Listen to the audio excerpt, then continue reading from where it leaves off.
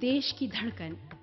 दिल्ली प्रदेश के दिलों में करोड़ों लोगों की उम्मीदें अंगड़ाइयां लेती हैं, जिसने लोगों की मेहनत को नए आयाम दिए हैं। आज दिल्ली वर्ल्ड क्लास सिटी यानी विश्व के लायक शहर बनने जा रहा है। आने वाले समय में दिल्ली कॉमनवेल्थ गेम्स 2010 की तैयारियों में जुटी है। दिल्ली में जगह जगह निर्माण कार्य जोरों पर है। कहीं स्टेडियम बनाने की तैयारी, तो कहीं सड़कों का निर्माण, कहीं मॉल्स की ऊंचाइयों से तरक्की के सपने, तो कहीं बड़ी अट्टालिकाओं को बनाने की तैयारी। दिल्ली के ऐतिहासिक स्थलों के संरक्षण के साथ ही दिल्ली को सुंदर बनाने के लिए हर संभव प्रयास किए जा रहे हैं, ताकि बाहर से आने वाले विदेशी मेहमानों के आगे दिल्ली का रंग फीका न पड़ जाए।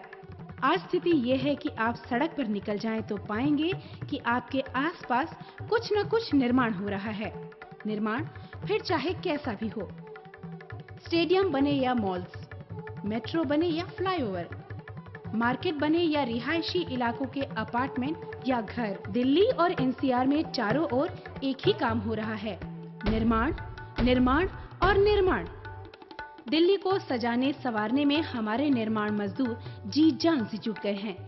दिल्ली आने वाले मजदूर पढ़े लिखे नहीं होते, लेकिन राजधानी दिल्ली में एक बेहतर जिंदगी जीने का सपना लेकर आते हैं। दूसरों के घर बनाते बनाते खुद बद से बदतर स्थिति में पहुंच जाते हैं। वो निर्माण कार्य जिसके तहत बेलदारी, राजमिस्त्री, चौकीदारी, खिड़की दरवाजों की पॉलिश करना, वेल्डिंग, लोहार का काम, पंप लगाने का काम, टेलीफोन तार लगाने का काम, केबल का काम, मसाला बनाने का काम, मसाला चढ़ाने का काम, पोताई का काम और पंडाल बनाने का काम किया जाता है। 2 जून रोटी के लिए 70-80 रुपए की दिहाड़ी में ये मजदूर दिन रात मेहनत करने को मजबूर रहते हैं। ये सभी काम निर्माण मजदूर अपनी मेहनत और हुनर से साकार करते हैं। फिर चाहे महिला निर्माण मजदूर हो या पुरुष, काम करवाने वाले ठेकेदार हो या मकान मालिक, कभी मजदूरों के बारे में नहीं सोचते। काम हो जाने के बाद तो उनसे कोई वास्ता भी नहीं रहता। ऐसे में निर्माण मजदूरों के लिए अपने काम और अपने लिए सरकार से ही उम्मीदें रह जाती हैं। निर्माण कार्य में लगे मजदूरों का जीवन जोखिम भरा होता है, और अगर निर्माण मजदूर महिला हो तो ये जोखिम 2 गुना हो जाता है।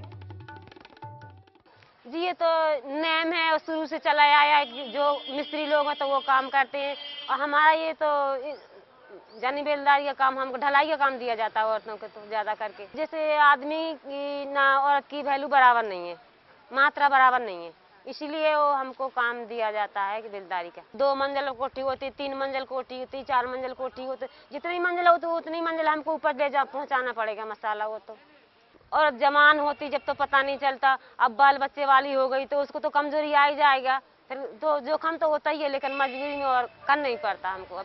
अब हमारी ढलाई उम्र घट गई है, फिर भी हम अभी तो करते जा रहे हैं। अब नहीं करेंगे तो हमारे बच्चन के खाने खुराकी कैसे चल पाएगी। हम ही जानते जी, हमारी मजबूरी में काम करने पड़ता है। बच्चे को टोकरी में रख दिया, पार दिया, चाहे ईंट गिरे, चाहे ऊपर से कुछ भी गिर सकता है। ऊपर 3-3 मंजिल पे ईंट लेके चले गए बच्चे को, चाहे कुछ भी हो जाए, लेकिन भगवान भरोसे छोड़ के चले जाते हैं। डाल देते हैं रोड पे गलिया टोकरी में, ईंट मसाला लेके ऊपर चले जाए, उतने में चाहे कोई फट्टा गिरा दे, चाहे कोई बल्ली गिरा दे, चाहे मर जाए चाहे जी जाए, तो आत्मा तो हमारी बच्चे में रहती है, उधर काम में भी रहती है, लेकिन मजबूरी के साथ में करना ही पड़ता है। निर्माण काम के जोखिम को देखते हुए बिल्डिंग्स एंड अदर्स कंस्ट्रक्शन कानून का निर्माण किया गया। इस कानून के मद्देनजर देश के बहुत से प्रदेशों में इस कानून का पालन किया जा रहा है। अहमदाबाद और मध्य प्रदेश में पहले से ही सेवा संघर्षरत रही और निर्माण मजदूरों को सरकार और निर्माण कार्य से जुड़े बिल्डर्स से उनके हितों को जोड़ने में कामयाब रही। मध्य प्रदेश में पूरा टोटल तो 2.5 लाख मेंबर पंजीकृत हो चुके हैं। इसमें से 50,000 हमने कराया सेवा ने। जो शासन है और जो कल्याण मंडल चला रहे हैं श्रम विभाग, उसने भी इस तरफ जागरूकता के बारे में सोचना चालू करा और जागरूकता पखवाड़े शुरू करे। जहाँ श्रमिक हैं वहाँ पर जाकर उनको जागरूक करने का कार्य किया और करीब 10 प्रकार की योजनाएं उसने शुरू करी, और उससे फिर धीरे धीरे लोगों को जब फायदा होने लगा तो श्रमिकों का जो आकर्षण है निर्माण मंडल की तरफ बढ़ने लगा। दिल्ली में भी इस आदेश के तहत निर्माण मजदूर कल्याणकारी बोर्ड का गठन साल 2002 में किया गया। इस कानून के तहत हर बिल्डर या निर्माण करवाने वाले निर्मित किए जाने वाली इमारत के कुल खर्च का 1% इस बोर्ड में मजदूरों के हितों के लिए जमा कराएगा।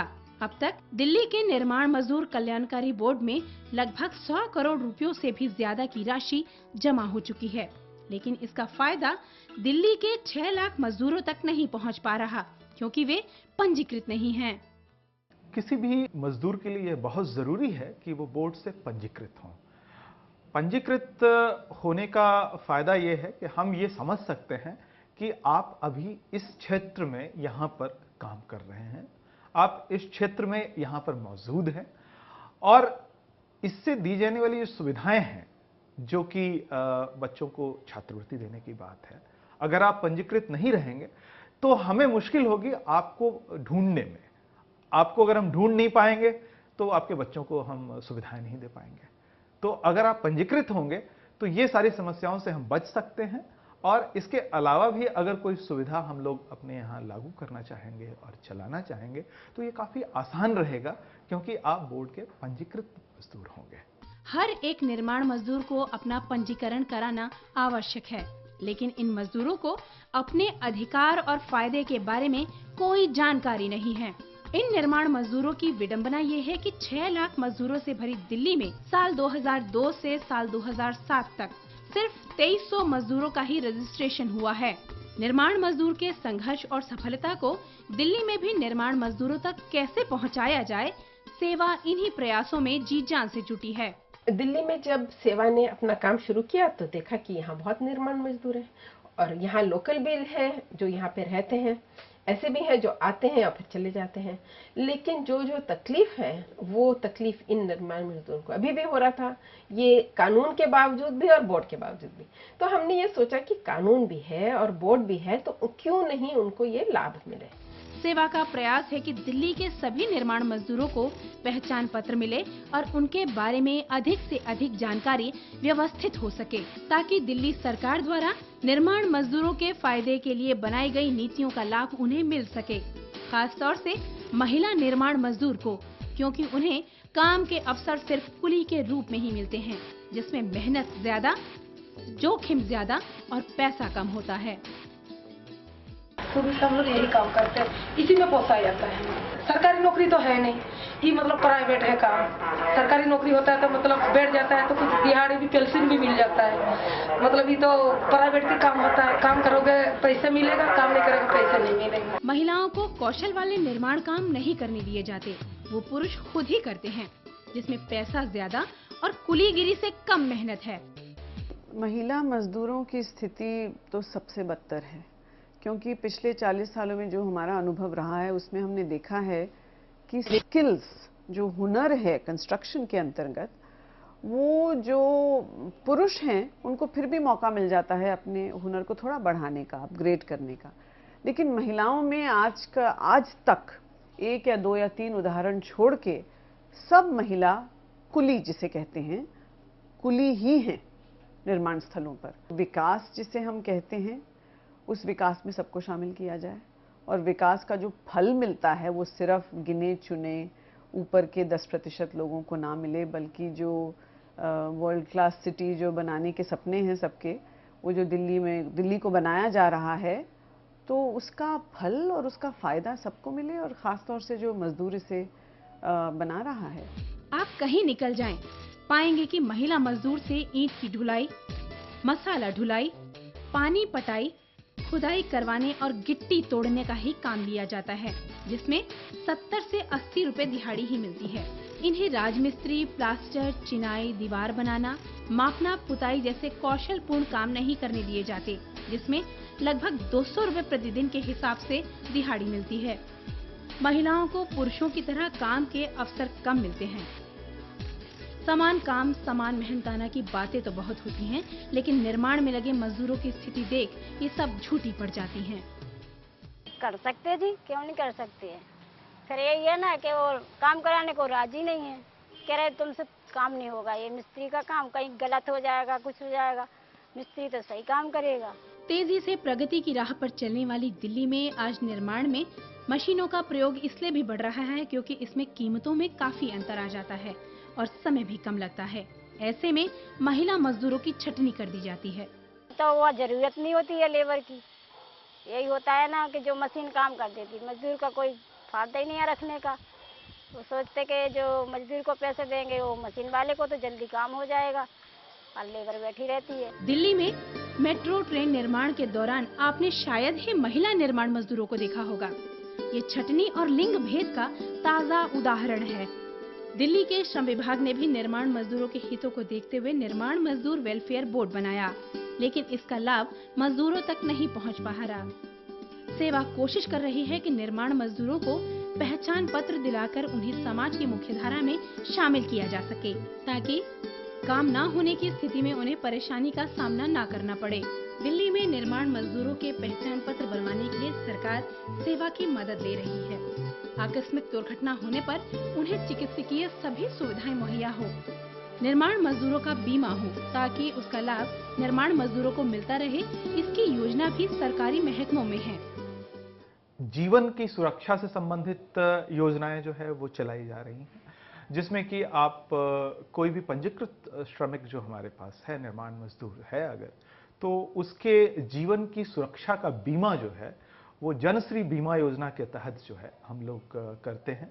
और इस जनश्री बीमा योजना जो लाइफ इंश्योरेंस कॉरपोरेशन जो हमारा है, इनके सहयोग से किया जा रहा है। और इसमें जो सब्सिडी की राशि जो है वो हमारी 100 रुपये जो है हम लोग अपनी तरफ से बोर्ड की तरफ से देते हैं, और 100 रुपये की राशि जो है वो भारत सरकार की तरफ से आती है। इसमें जीवन की सुरक्षा के अलावा हम लोग इनके बच्चों के लिए, जो निर्माण मजदूर के बच्चे हैं, अगर वो स्कूल जाने की हालत में हैं तो उसके लिए छात्रवृत्ति से संबंधित योजनाएं भी चलाने की हमारे यहाँ जो है कवायद हो रही है।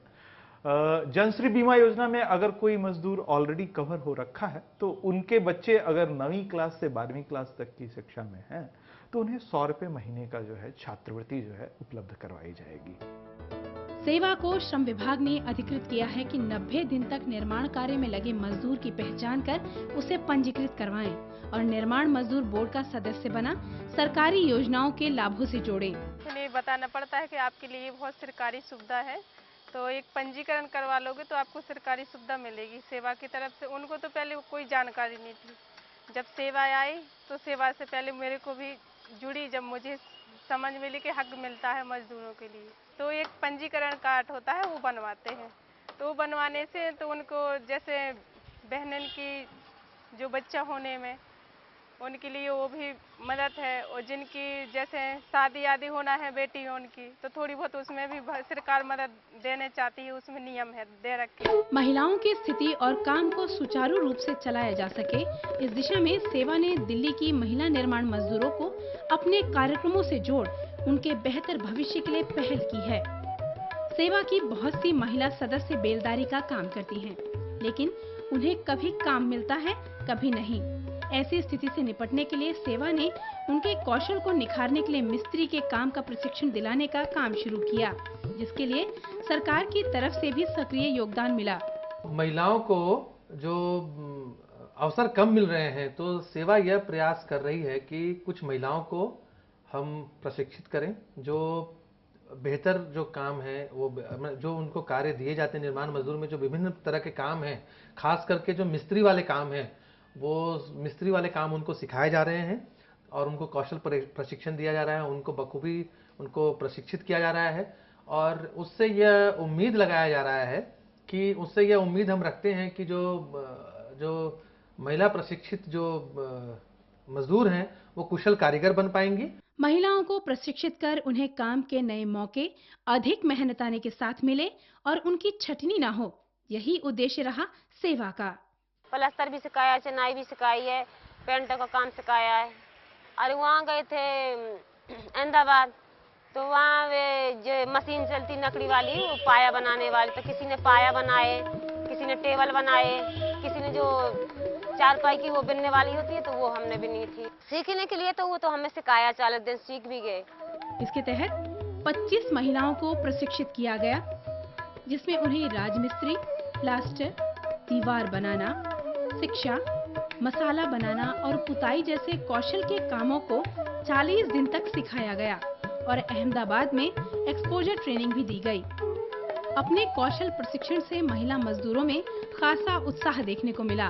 इस प्रशिक्षण के बाद बेलदार बहनों को सेवा और CIDS की तरफ से प्रशिक्षित मिस्त्री के प्रशिक्षण का प्रमाण पत्र मिला, जिसे दिखाकर वो ठेकेदार, बिल्डर और सरकारी निर्माण कार्यों में लगे किसी भी नियोजक के पास इसके आधार पर काम ले सकेंगी और महिला निर्माण मजदूर भी एक बेलदार के तौर पर सर उठाकर कौशल के काम पुरुष से कंधा मिलाकर कर सकेंगी।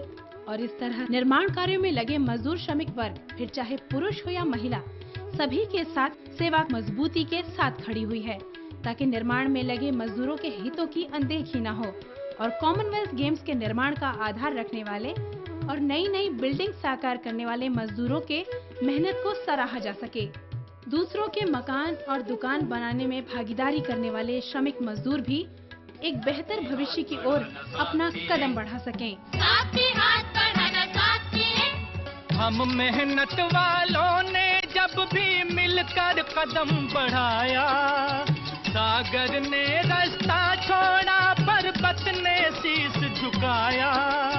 फौलादी है सीने अपने, फौलादी है बाहें, हम चाहें तो पैदा कर दे चट्टानों में राहें। साथी हाथ बढ़ाना साथी रे, साथी हाथ बढ़ाना साथी रे।